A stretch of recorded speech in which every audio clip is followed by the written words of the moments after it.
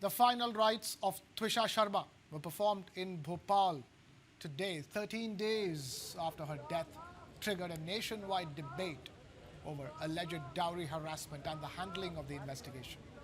Twisha's cremation took place at the Bhadbada Vishram Ghat shortly after a second post-mortem examination was conducted by a four-member medical team from AIIMS Delhi at AIIMS Bhopal. The fresh autopsy was ordered after Twisha Sharma's family raised objections over the initial post-mortem report and sought an independent medical examination. The AIIMS Delhi team arrived in Bhopal to carry out the second examination and speak to the family regarding their concerns. In an emotional statement, Twisha's father, Navnidhi Sharma, said the family had gone through profound grief, unbearable sorrow, and prolonged uncertainty over the past 13 days. The family said the delay in conducting the final rites had deepened their emotional trauma, as several Hindu rituals are traditionally completed within the mourning period. Twisha Sharma was found dead at her matrimonial home in Bhopal on the 12th of May under circumstances that sparked public outrage and demands for a transparent probe. Meanwhile, the Supreme Court of India has taken suo motu cognizance of the case and registered proceedings over alleged institutional bias and procedural discrepancies in the investigation. Twisha Sharma's husband Samarth Singh, who was arrested from Jabalpur, has been sent to 7-day police remand. He, along with his mother Giribala Singh, face allegations of dowry harassment and abetment to suicide. The Sharma family says it has fully cooperated with investigators and continues to seek a fair, transparent and independent probe into the circumstances surrounding Twisha Sharma's death.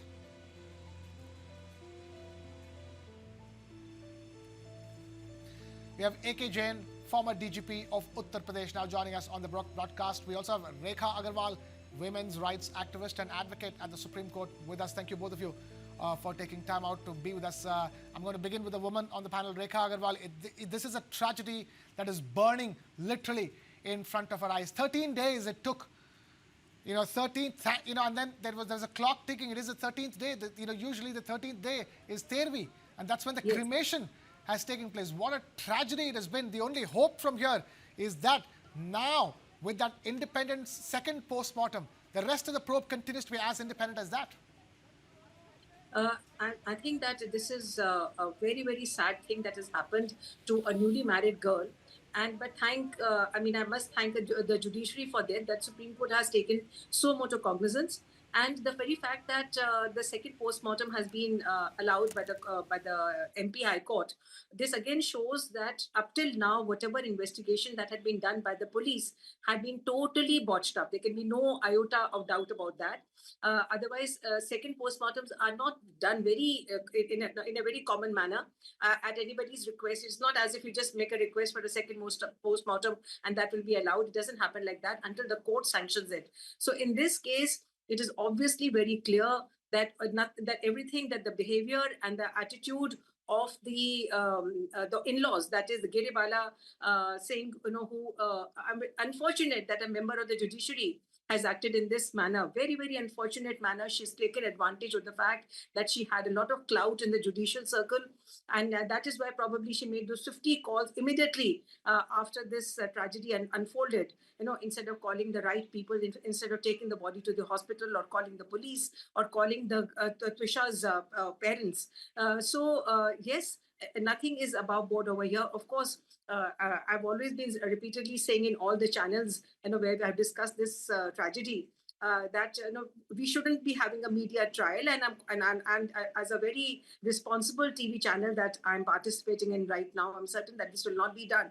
But at the same time, the fact that suo motu, the Supreme Court had to take cognizance in a matter like this shows that Giribala Singh had absolutely abused her power. And as Samarth, the husband, instead of being there at the time of the tragedy, and he should have been absolutely shocked by what happened, by that Twisha was no more. Whether she committed suicide or whether she was forced to take her life, or whether she was, whether it was a case of murder that was being made out to be a suicide, whatever that may be. But Samarth himself being a member of the legal fraternity. He being a lawyer, one would have expected him to act in a more fair and transparent manner, in a more balanced manner.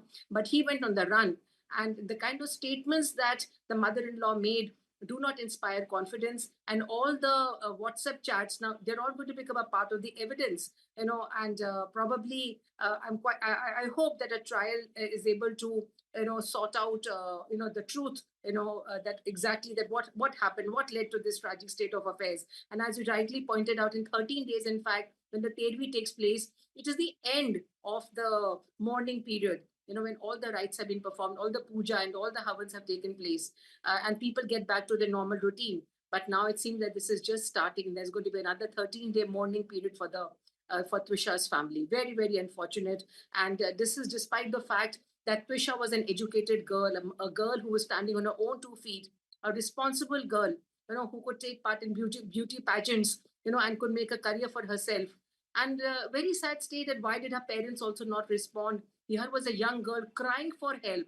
I mean, I do understand that sometimes the parents of the girl are not very vocal in helping out their daughters right in the beginning, because it may be misunderstood by the in-laws side that they're interfering in their daughter's life.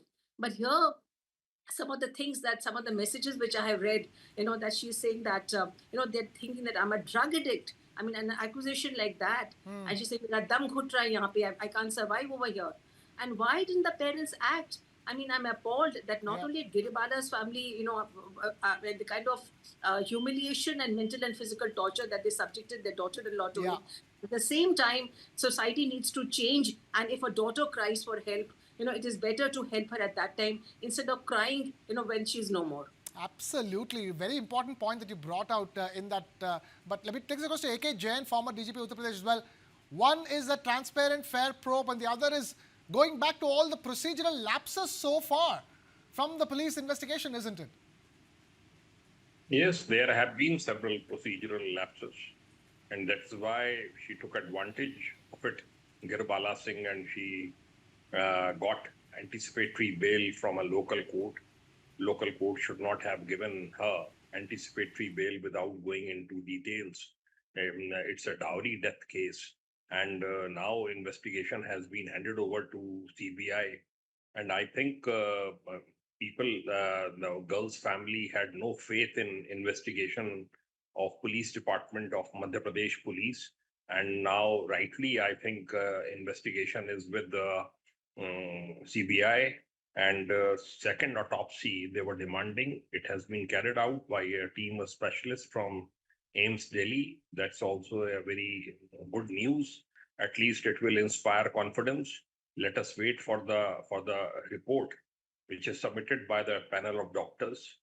Videography has been done. I think videography was done in the previous case also, but belt was not handed over to the forensic experts for examination and for matching it with the ligature mark on the neck of Twisha. Now they will do it. So let us hope that Twisha gets justice, family gets justice, and whatever procedural shortcomings are there, let me assure you, CBI always writes about it to the state government and to DGP. And at times, very stern departmental action is taken in case procedural lapses have been found. So let us wait and see what report is submitted by CBI. Okay. Fair enough. Let me take this across back to Rekha Agarwal again. The family, you were talking about, Twisha Sharma's family. They have said they've given full cooperation. In fact, the way they've taken up this case and the way they've hit out, I know. It was late. They should have taken it up more seriously months earlier when there were clear signs that things were absolutely, awry in that matrimonial home. But now that they have taken it up, including the brother, they've all come out demanding justice. How much success will they be able to see at this stage, if you can tell us? I have immense faith in our investigating agencies. And if the Central Bureau of Investigation has taken up the investigation in this particular case, let us have faith in our investigating system. Time will actually bring out the truth I mean, as I said in the beginning, though this death has taken place within 7 years, and the Indian Penal Code, or what we have now, the BNS, it says that if the death takes place within 7 years of the marriage, and if it is an unnatural death, the presumption is against, the presumption of guilt is there in against the in-laws, husband and in-laws. So in this case also, the manner in which the body was found hanging, there were so many red flags. She was crying for help, and all this kind of vilification of her character by her mother-in-law, using all sorts of dirty words against her, demeaning her, bringing up her past, whatever personal life that she had before that. All these things show that there is something which is wishy-washy, absolutely awry. And I do hope that the CBI is able to get to the bottom of it. If it is a case of abetment to suicide, as I mean, it's too soon to say so, but obviously that drove her up the wall. Any normal human being, if you're going to actually be psychologically and emotionally and mentally, using such kind of dirty words, foul word, and a member of the judicial system. Here is an educated lady. She's not some, gaon ka gawar lady who's used such kind of filthy words against her daughter-in-law.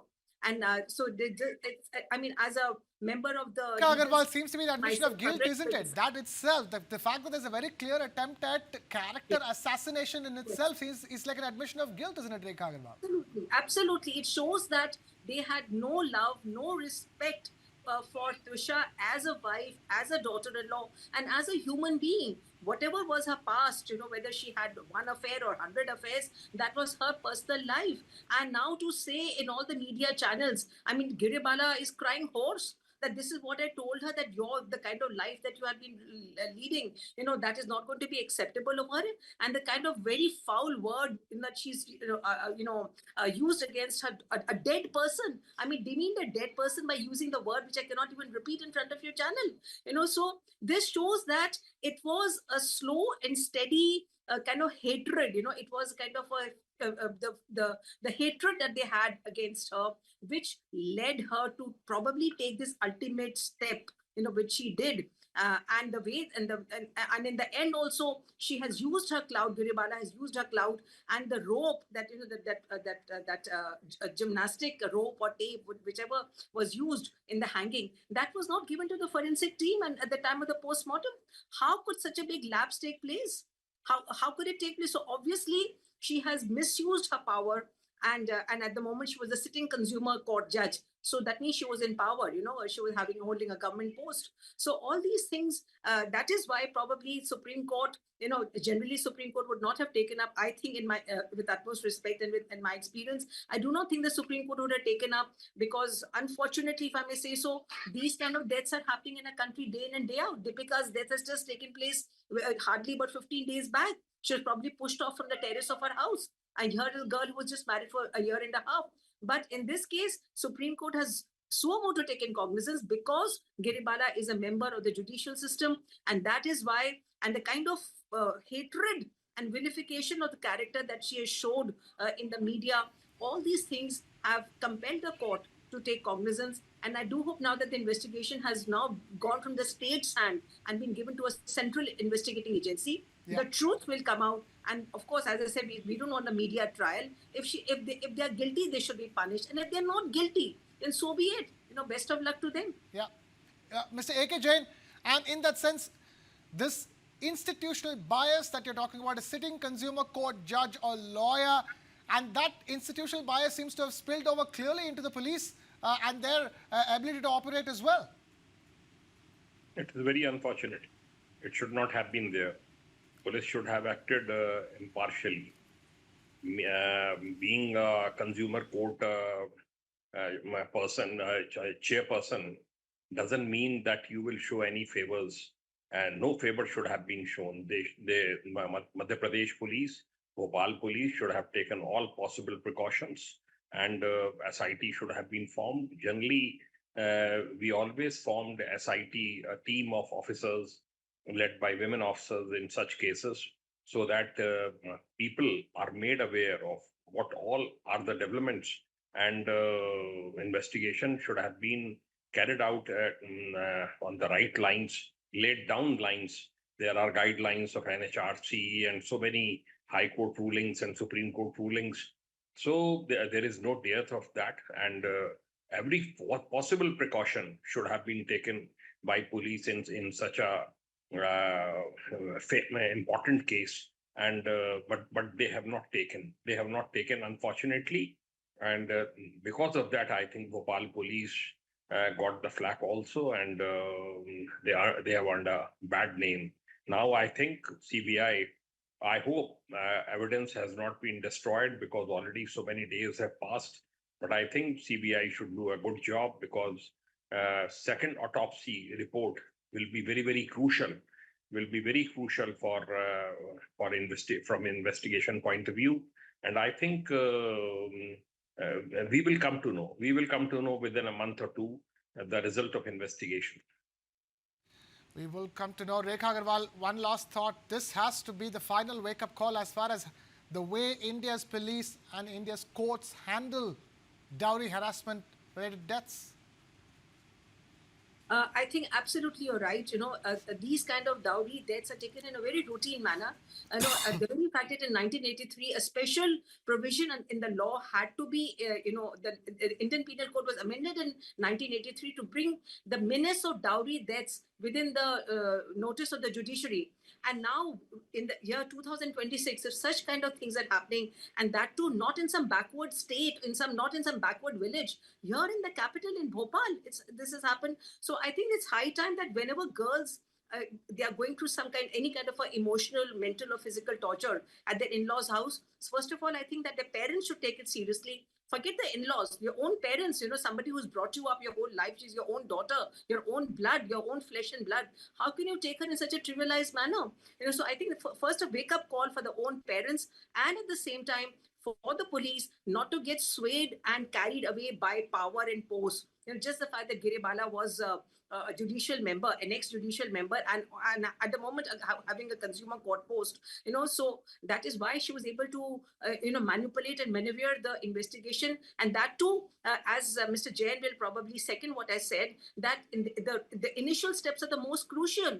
Probably the second autopsy may not show what could have been showed in the first autopsy because there's, degradation and deterioration of the tissues. I'm not a forensic expert, but or a medical expert, but over the period of time, and AIIMS Bhopal has already said that they do not have the kind of temperature control in the mortuary, which is required for preservation of a body for such a long time. So now I wonder how much is going to come out even in the second autopsy. Probably the ligature marks or even the tissues could have been, deteriorated, and things may not, the result that one is expecting may not actually come out. So I would just expect our police to be more sensitive, first of all. I think they need to be more gender sensitive and not pass it on as just another girl who's not able to adjust in an in-law's house and who has been very quick in ending her life. Absolutely. I'm afraid we'll have to leave it at that. Completely out of time here on that conversation. Rekha Agarwal, women's rights activist and advocate, Supreme Court. AK Jain, former DGP, Uttar Pradesh. Thank you both of you for taking time out to be with us here